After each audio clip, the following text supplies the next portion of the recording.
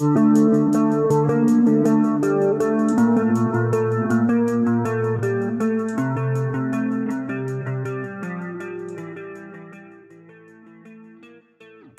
ibu-ibu mengamuk ke tersangka pencurian saat rilis di kantor polisi viral di media sosial. Ibu-ibu tersebut marah kepada pencuri yang mencuri motornya. Video tersebut diunggah oleh akun Instagram @momomedsos. Video tersebut sudah tayang sebanyak 11.000 kali dan mendapat berbagai komentar dari netizen. Diketahui kejadian itu terjadi di Luwu Timur, Sulawesi Selatan. Terlihat dalam video dia berusaha mendekati tersangka dan ingin menendangnya.